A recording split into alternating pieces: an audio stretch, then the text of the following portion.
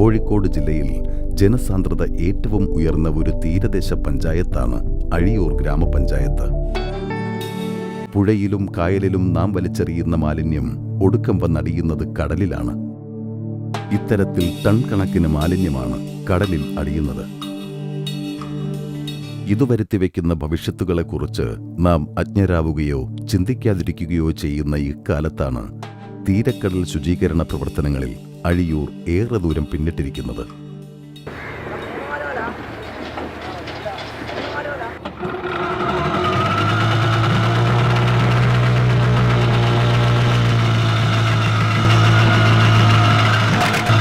എൻ്റെ പേര് പ്രിയേഷ് മാളിയേക്കൽ, ചോമ്പാല സ്വദേശിയാണ്, അഴിയൂർ പഞ്ചായത്ത്.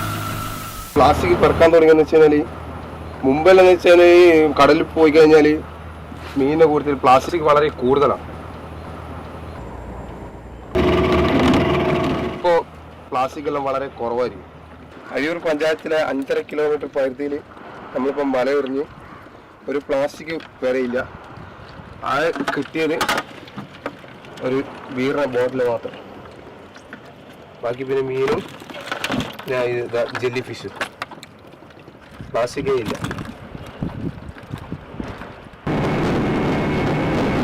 തീരക്കടലും കടൽ തീരവും വൃത്തിയാക്കാൻ പ്രിയേഷ് ആദ്യമൊക്കെ ഒറ്റയ്ക്കായിരുന്നെങ്കിലും പിന്നീടത് ഒരു നാടിൻ്റെ ആവശ്യമായി മാറ്റുകയായിരുന്നു അഴിയൂർ ഗ്രാമപഞ്ചായത്ത്.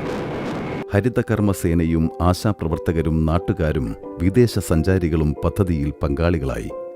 4 ദിവസം കൊണ്ട് പൂഴിത്തല മുതൽ ചൊമ്പാല വരെയുള്ള തീരം വൃത്തിയാക്കിയപ്പോൾ ലഭിച്ചത് 13.5 ടൺ പ്ലാസ്റ്റിക് മാലിന്യങ്ങളും 10 ലോഡിലധികം മദ്യക്കുപ്പികളുമാണ്.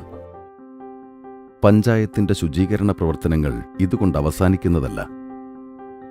മാലിന്യമുക്തം എന്ന നമ്മുടെ സ്വപ്നത്തിന് പലപ്പോഴും കീറാമുട്ടിയായി മുന്നിലെത്തുന്നത് പ്ലാസ്റ്റിക് എന്ന വില്ലൻ തന്നെയാണ്. ഇതിനെതിരെയായിരുന്നു അഴിയൂരിന്റെ സന്ധിയില്ലാ സമരം. പ്ലാസ്റ്റിക് റീസൈക്ലിംഗ് എന്ന ആശയം മുൻനിർത്തി ഒരു ഷ്രെഡിംഗ് യൂണിറ്റ് ആരംഭിക്കുകയായിരുന്നു പഞ്ചായത്ത് ആദ്യം ചെയ്തത്. ശുചിത്വ മിഷന്റെ ധനസഹായവും അതിനായി ലഭിച്ചു. കമ്മ്യൂണിറ്റി ട്രെയിനിങ്ങിലൂടെ തിരഞ്ഞെടുത്ത ഹരിതകർമ്മസേനയിലെ 15 സ്ത്രീകളാണ് ഇവിടുത്തെ ജീവനക്കാർ.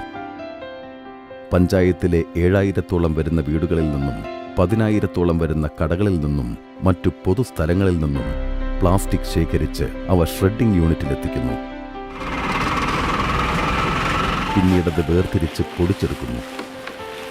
ക്ലീൻ കേരള കമ്പനിയുമായി സഹകരിച്ചാണ് പഞ്ചായത്ത് ഈ പദ്ധതി നടപ്പിലാക്കുന്നത്. 2 വർഷം കൊണ്ട് അവർ പൊടിച്ചെടുത്തത് 40,000 കിലോ പ്ലാസ്റ്റിക്. വരുമാനം 6 ലക്ഷം രൂപയും.